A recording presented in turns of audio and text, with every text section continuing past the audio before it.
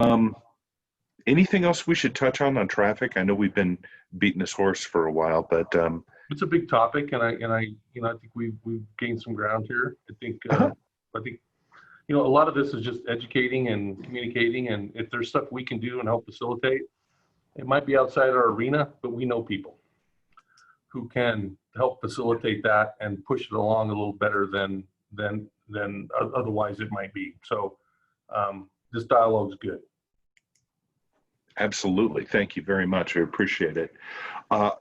Does anyone else out there have any other questions related to traffic or traffic enforcement?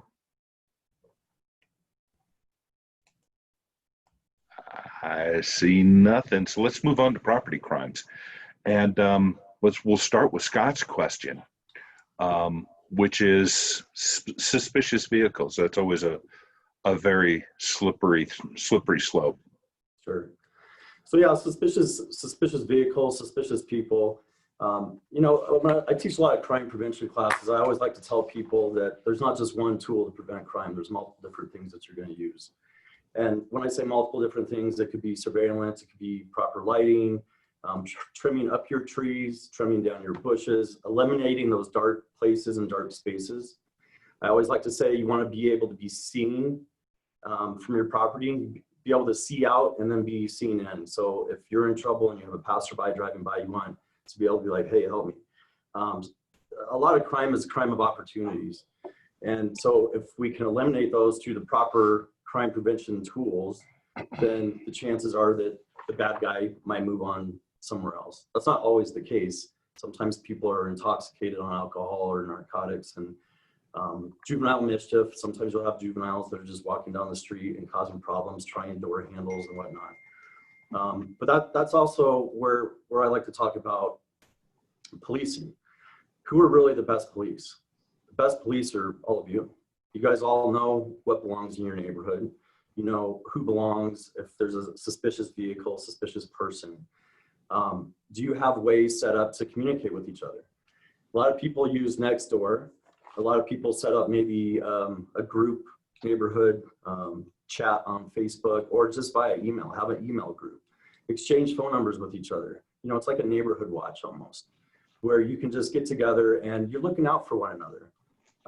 You know that maybe somebody's out of town or you're going out of town. You want to let one of your trusted neighbors know that you're leaving. Here's my contact information. Please call me with any concerns. So you guys are the best police. You know what belongs and what doesn't belong. A lot of people, at least in my career, and I think that the commander and sergeant here would agree, a lot of people don't like or want to call the police because they fear retaliation. They don't want their name on a report. They don't want to get involved. They don't want to bother us. I've heard many different things. I've heard that, oh, I thought you guys closed at 5 p.m. That's not the case, right? We're open 24/7, and we're, like we said at the beginning, we're here for you. So when you see a suspicious vehicle, a suspicious person, I would always encourage you to call us. If you don't want to give your name, you don't have to. You can request to stay anonymous. Just get us in the area. It might turn out to be nothing, or it could turn out to be something that maybe we don't know what we prevented. Sometimes there's not a way to measure that, but there's a lot of times where we get calls on suspicious vehicles. We might come out and find that it's a stolen vehicle and there's people that are maybe sitting in the vehicle doing narcotics and they have a bunch of counterfeit, a bunch of fraudulent IDs, mail theft. So it could turn into a big deal. But yeah, just call us. So suspicious vehicles, suspicious people, let us know. The dispatcher is going to ask for your name, and you can simply say, I refuse, or I'd like to stay anonymous. The downside to that is we can't contact you to give you kind of the follow-up, the end result. What did it turn out to be? Right. A lot of people kind of like to close that loop, and that's what we do here at Arvada PD, is that when we have your contact information, you're the reporting party, and you call us, we contact you after the fact to let you know this is what ultimately happened, this is what we're going to do or not going to do. When you're anonymous, we honor that. So you'll just most likely never know what it turned out to be. So I hope that answers the question on suspicious vehicles, suspicious people. If it feels out of place, it doesn't feel right, call us.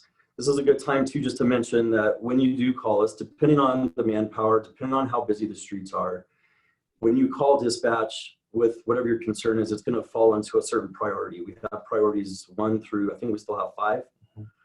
5 being the lowest, 1 being the highest. So a priority 1 call would be, say, a working fire, an arson, in progress crime, an unknown injury accident, a robbery in progress, physical disturbance or fight in progress.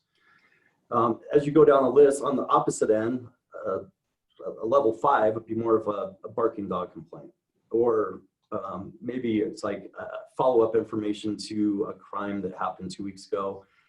There's no issue. I don't need a police officer here right now. So it's going to drop it down to a level 5. So again, let's say, for example, you call on a suspicious person and dispatch starts asking you questions. Well, what's suspicious about it?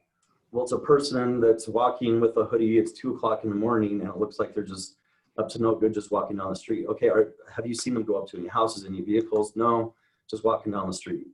It's not going to be a priority 1. It's probably going to fall more in that 2, 3 range. But if we have a bunch of officers that are currently working a drive-by shooting and a rollover car accident, that's where, unfortunately, we're not going to get there quite as fast. But we're always going to make that effort to. Now, same scenario, that person walking down the street, you've already called dispatch, and now you see them go up and take a rock and throw it through a car window. Now we have a trespass. You want to make sure that you call us back and let us know that right away, because it's going to up it from a 2 or a 3 up a little higher to a 2 or a 1. So, things can change, intel changes, and we just need to know, if that does change, to get us there faster. That's also not to say that if we're all tied up and we have a bunch of priority 1 calls that we're not going to get you help. We have Westminster, we have Wheat Ridge, we have Jefferson County State Patrol, and it's not uncommon for them or for us to ask for mutual aid when we do have a lot of stuff going on. So don't ever worry that we're not going to come and help you. We're always here to help you. So those are just some things I wanted to throw out. With the first-degree criminal trespasses into vehicles, a lot of it is just, again, it's education. It's just reminding people to lock your doors, hide valuables, take your keys out, roll up your windows. It's really just keeping things out of sight, because a lot of the trespasses are crimes of opportunity. It's not uncommon for criminals just to drive to an area, especially a nice area, just, lots of nice cars out here, nice houses. They know where the good stuff's at. So they might come out to West Arvada and just go down the street in the middle of the night with a hoodie up and try door handles until, oh, this one's unlocked. It takes 2 seconds to go through there, grab a laptop, grab a wallet, grab a handgun, a shotgun. People leave everything you can imagine in vehicles. So just as a friendly reminder, it's just a lot of it's just education on making sure that you have your vehicles locked and secured and valuables out of sight. But then again, too, like when I started, good lighting, make sure that, if you are parked outside out front of your house, that you do have good lighting that's working. Surveillance cameras, again, another tool. It's not the save all tool, but again, crime prevention is multiple different tools that you want to use, you want to implement to try to prevent crime, to make yourself a harder target. Yeah. Some of the things, Brett, I'll just chime in here. I went back 6 months from today and looked in one of our databases through our comm center. And I've got in my kind of search area what I call target crimes. One of them is car break-ins. And there's been 9 of them in the Leyden Rock area.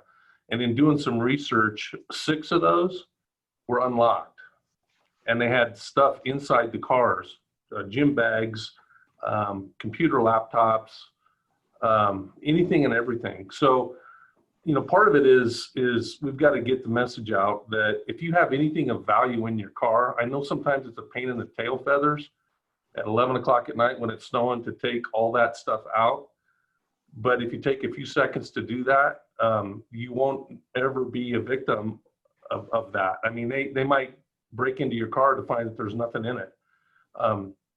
But leaving your car unlocked and valuables in it, it's just like, gosh, we've got to really get the the public educated on not doing that. Should you have to lock it? No, in a perfect world. But the reality of it is, you know, we live the way we live, and there's always going to be predators out there looking for an easy way to obtain something that they don't have. And so I was kind of shocked that 6 of the 9, the cars were unlocked, because I thought, doggone it. I mean, that's preventable. That's absolutely 100% preventable. Yeah. That statistic will go out to the neighborhood. So thank you very much for sharing that. So on another one too, I want to tell you, of those target crimes, the entire sector had 14 of those various target crimes, and the rest of the city had 1,665. So we are in a good place, relatively speaking, statistically, but that, you know, one's too many, right? Yeah. So we want to help each other understand where those vulnerabilities are, and to put some stop gaps in place and some active measures to prevent those things, so we can get that number down to single digits, if at all. That's fantastic. Thank you very much. Are neighborhood watch programs effective, or would they be more of, you know, with this low crime rate, does it matter? It's always good. Yeah. I will say, the more you can connect with your neighbors, and the more that you know what's out of place, the better off everybody's gonna be. And getting to know your neighbors and having conversation with them, know when they come and go, understand what vehicles they drive. Mm-hmm. It's always good to have those neighbors intertwined with each other, so you all know what's going on in your neighborhood. I could drive through there once a week and not know if this truck belongs or not, but you'll know, right? Yeah. So that's the biggest deterrent, is to get the neighbors all on the same page and understand that this is a priority. And I know Dave will probably add some on to that. Yeah, sure. So, and I kind of mentioned that before too. Again, going back to, you're the best police, and just kind of sharing information amongst yourselves and getting to know each other. And not only just to prevent crime, but we do have some very large neighborhood watch. We call them neighbors connected groups in Arvada. I'll talk about that in just a minute. We have one neighborhood up in our Club Crest South neighborhood.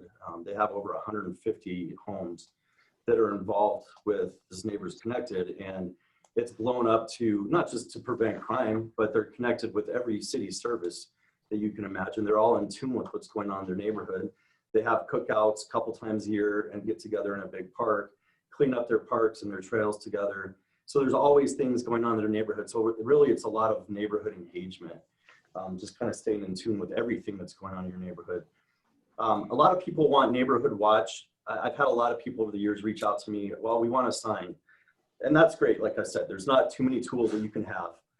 However, as we all know, a sign is not a shield.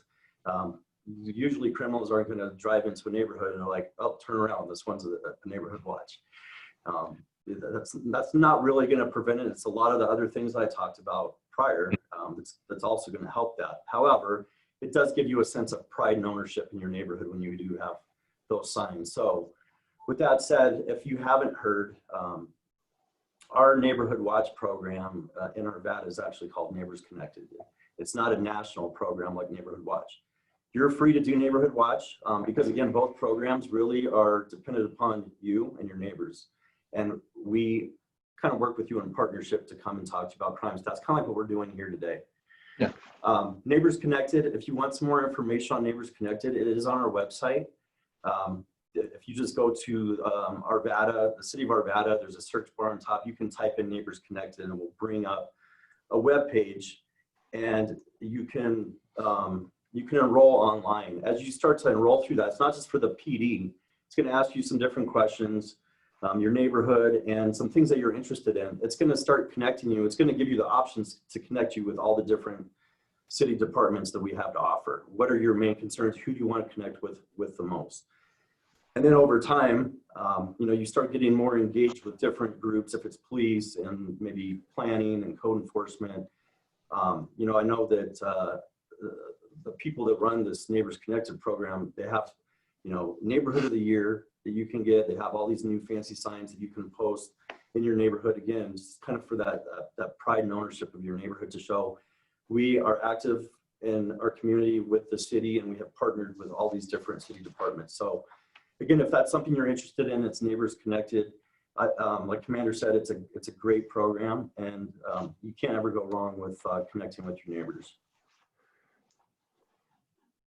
That's great. Dave, thank you very much. And yeah, thank you, Christina. Yeah, that's awesome. Of course. That's fantastic. We'll kind of work our way through that. I would much rather use a local program that coordinates directly with you guys than a national program. And we'll take a look at this, especially because it brings in other areas of the city, city services as well. I think this is fantastic. Thank you. Right. Let's see. We've talked about auto theft, vehicle break-ins. One thing I wanted to come back to. One of my friends who moved to Colorado from a high crime area said he leaves his car intentionally unlocked and intentionally empty. He leaves nothing in there. I know why he does that. Yeah, that way there's no damage to the car when they do break in. You have to go have a window replaced. I get that. Yeah. But there's always risks with that too.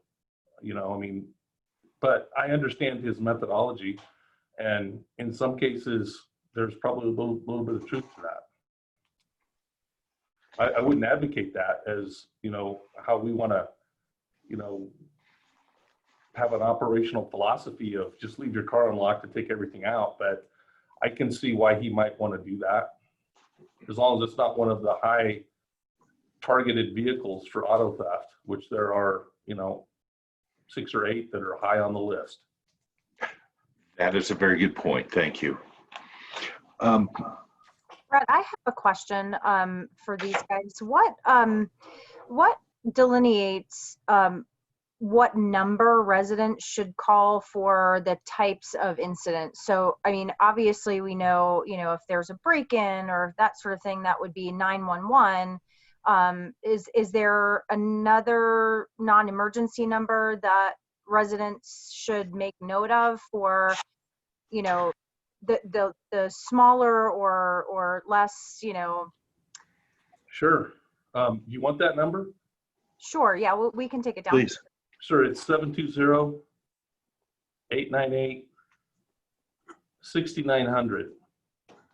So what's the delineation? When do we call what? Well, I tell people that if you're calling the police, it's probably, if it's a cold event that happened, maybe your car got broken into, you came back from vacation and it was broken into, that's probably not an emergency right then and there. Right. So you could probably call that 6900 number on some cold event. Anything other than something that has happened in the past that isn't life and death, I would dial 911. Even a suspicious person or a vehicle, our comm centers used to taking those. And while they might put you on hold or defer you to a different call taker, that's always available. But anytime you've got anybody who's hurt, or it's a violent crime, or it's an unknown situation type of a scenario, don't hesitate to call 911. That's because we don't know what's going on. You don't know what's going on. And until we get there and kind of sift through it, that might have been the best decision, was to call 911 as opposed to wait. So I kind of leave that up to people's own life experiences. What's an emergency and what's not.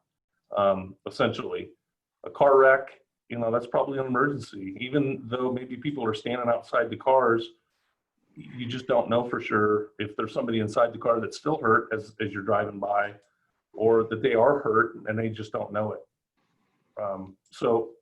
Always keep that 911 close to you. But do you guys have any other thoughts on that? I would just also mention, if you're not aware, you have the capability to text 911 now as well.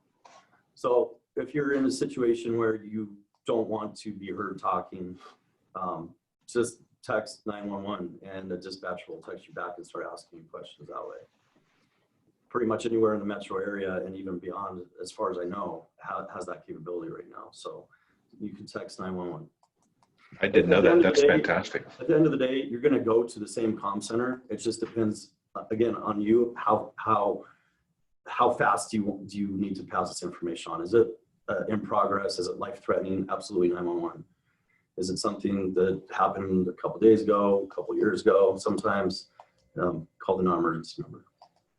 I will say that we did have somebody trespass in our community pool before the pool was actually officially opened. And I personally called the non-emergency line. And just because it seemed to me it was just some teenagers that hopped the fence and were trying to swim, you know, without permission.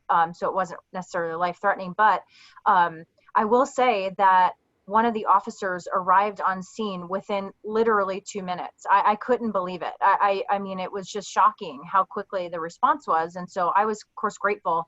But so speaking to how quickly do you respond to, even if somebody calls the non-emergency line, it was like, wow, I can't believe this. This was, it was unprecedented in my opinion. So I was grateful. So thank you guys for being quick for responses on that line as well. Sometimes we're in the right place at the right time. That was probably the case on this situation.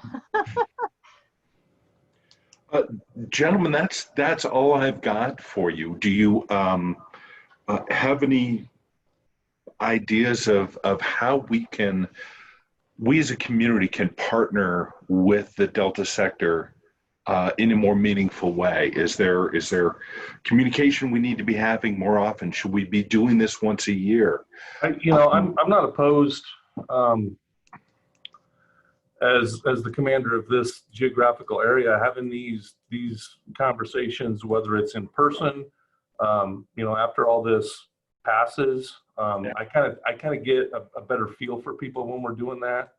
But I'm not opposed to doing this a couple times a year, just to have some situational awareness of what's going on. I don't have to drag a bunch of resources in with me all the time, but I certainly am not opposed to that. And if there's issues that are going on within this area, please call me. And then I will report back and get the right people plugged in. You don't have to go into the bureaucracy of City Hall and get tied up into that web, because you could get transferred a bunch of times. So, Brett, you have my information. Feel free to push that out to one of your community newsletters or whatever, and I'll respond in pretty timely fashion. I mean, I might not get back to that exact day, but I do call people back. You do, or email them. So feel free, and I think maybe we can have some more dialogue on that, because I'm not opposed to doing it a couple times a year or as needed. You should also keep your eyes open. We're wrapping up this year's educational classes. Every year, my team, we teach crime-free multi-housing, which is geared towards rental properties, on how to partner with the police. And then we bring in a landlord tenant civil attorney to talk about the right lease and keeping bad tenants out and good tenants in. And then we also teach a crime prevention class, which is where we talk about a lot of the things that I was able to talk to you about tonight. It's a 2-hour class. So we've already held one at every station. We do have one left. However, it's at City Hall. As of now, it's scheduled to be in person with some COVID restrictions with spacing and all that. It could potentially turn into a Zoom. At this point, I don't know if it will. However, if that's a class that you're interested in traveling to and want to do it in person, that is going to be on November 19th. And again, it's at our main City Hall at 8101 Ralston Road. Our crime prevention class is November 19th from 6 p.m. until 8 p.m.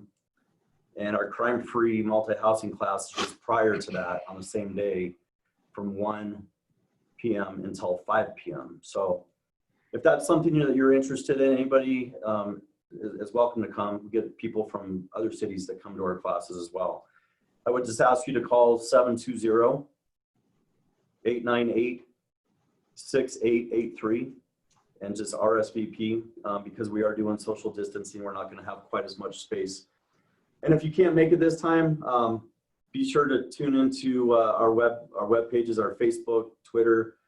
I think the Arvada Press, and we'll have some more classes scheduled for next year. We usually get them scheduled by the end of January, so you can see when we'd have one out here at this community station. Along the lines of social media too, Brett, we do post things on Nextdoor.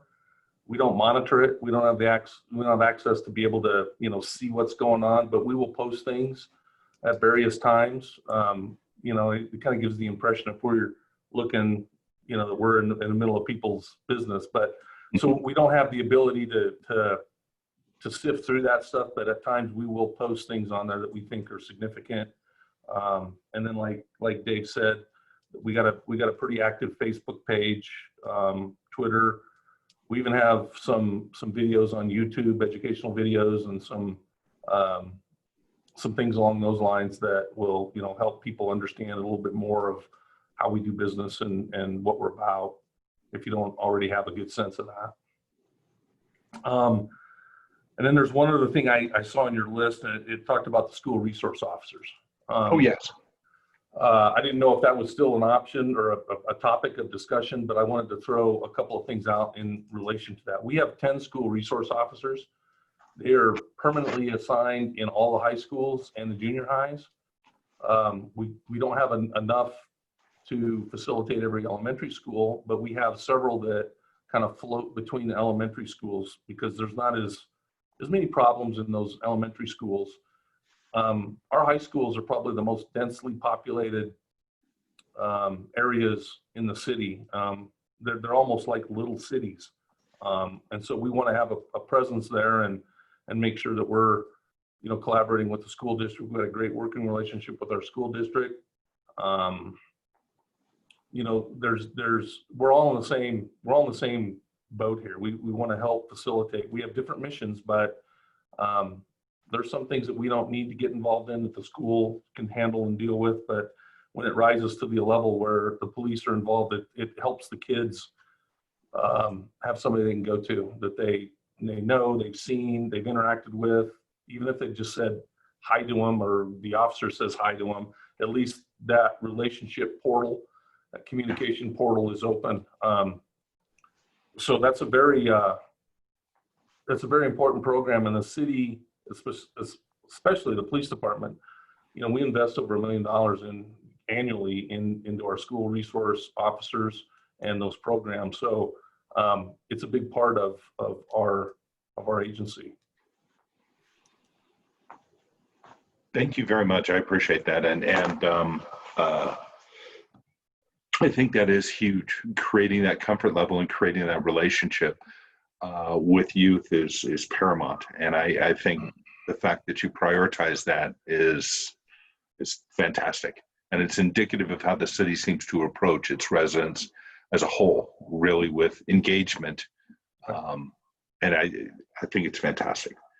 Gentlemen, I can't thank you enough for your time, for staying late to talk with us, to educate us a little bit. You've given us some fantastic solutions to some of the things that really are an issue. You've helped us find ways that we're going to be able to help ourselves. And that's probably the most important thing to do. And I would like to continue this dialogue at least annually. Yeah, at least to the minimum. I think maybe more often than that, maybe 3 times a year, trimester-ish, every 4 or 5 months or something like that. I think it'd be good, even if there's nothing to report out, at least we're communicating at a certain level, and please feel free to pass or push that information out in your community newsletters or your HOA, pamphlets or whatever you do. And hopefully after all this goes away, we can actually assemble and, have a little bit different dialogue, more of a personal dialogue, because it just seems distant. It does. It does. I agree with you completely. I can't wait till this is all over. Yep. But hopefully we'll have this behind us again. Hey, gentlemen, who would I talk to about having something about escape plans out of house? Is that the firemen or you guys? Like put together an escape plan for families if they need to get out. I was ignorant. I didn't know too much about this, and I did it all with my family. And I'm wondering if I talk to the firemen or you guys. I would think that, Scott, that'd probably be a fire. That'd be a little bit of mission creep on our part, but if you're talking specifically for your house, rally points, yeah, that kind of stuff. It's communication. Yeah, You know, those are things that the fire department can facilitate.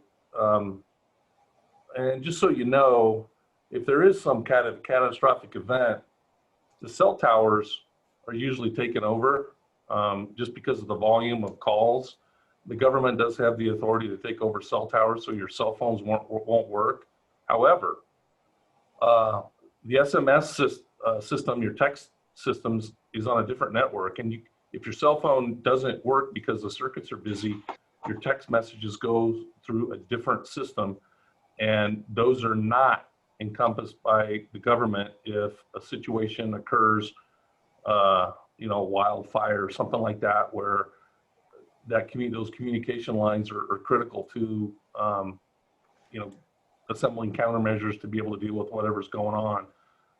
But your text messages will always go through.